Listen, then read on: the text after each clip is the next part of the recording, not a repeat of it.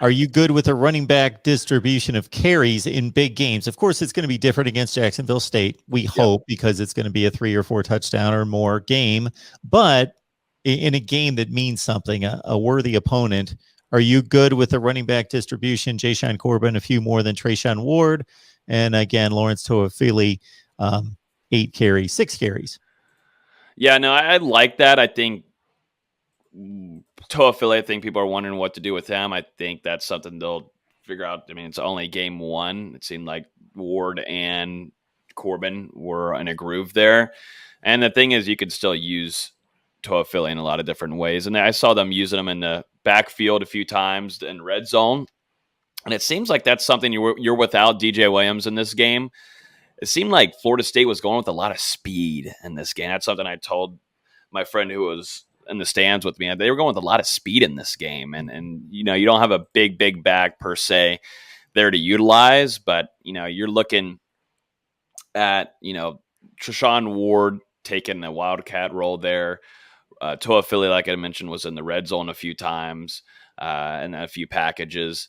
You know, I like where it's at, and that running back room with getting DJ Williams back too. He brings in that third down if you need a physical back in there, or you need a physical red zone threat to push over a few guys, and I think that's a good share. I mean, it's kind of you feel, as long as fingers crossed everything goes fine throughout the rest of the season, you've got a nice stable of backs there that are going to perform.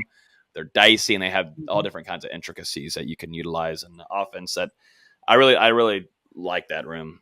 DJ Ferg asking an excellent question here. I want to touch on Logan because he's a little bit more on the recruiting side. But talking about Kevin Coleman, the wide receiver from East St. Louis, you have the running back or the athlete from Lakeland, who is announced he's done with his recruiting and that he almost lock, stock, and barrel on FSU. There's a certain player down here that we all like who I think FSU did a heck of a job after having some conversations with some of his family members. How did a game like this, we talked about how Florida State needs to look like the Florida State teams of old. From the recruiting aspect, for the class of 22, class of 2023 could start getting contacted by coaches as of a week ago. How does the game like this, how do you think this is impacting 2022? Do you think Kevin Coleman comes in? Do you think we get a few more guys who we may have been favored at, but like a game like that, do you think that shows, hey guys, we're for real? Yeah, the fourth quarter was fun to watch, to see the whole recruiting. I mean, they had literally a whole section off in Doak there next to the Marching Chiefs just for the recruiting visitors and the family members. I mean, that was that was huge. I've never seen it that big. Usually it's a little portion on the home side in the corner there, but they were set up right there in the end zone, right by the tunnel too.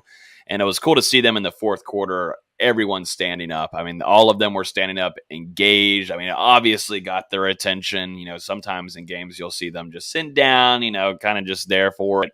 You know, some are dialed in, but to see the whole family members up and engaging, yelling, and the players, you know, kind of getting into it was really cool to see. And that only goes to the fact of, you know, Mike Norvell is trying to build something here. He's telling these recruits this is going to be a process. It's not going to be day one, but to, you know, really keep his word and say, you know, it's not going to happen day one. You got to take these wins or losses and build off of them. It's going to help this recruiting room a ton. They obviously, this game, I think every recruit knows that it's still a building team, but to see that performance right in front of them, and then Mike Norvell be able to go talk to them right afterwards and say, hey, see, you know, we're still building, but I need your help to seal off this fourth quarter. I need this help to get this figured out in the overtime. You know, that's what's going to help. But I think Kevin Coleman is a Florida State guy. AJ Duffy has been close with him. Kevin Coleman has been in Tallahassee about 80 times this summer.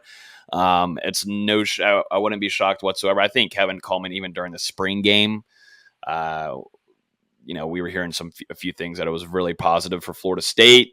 I think it's Florida State's to lose. Been saying that for a couple months now. Nate Greer, our recruiting insider, will agree to that. He thinks that it's kind of a locked up dealio that Florida State has got Kevin Coleman, maybe a few others too. But the factor of having AJ Duffy in his ear nonstop helps a ton too. So I think it's good. Good recruiting. That was huge.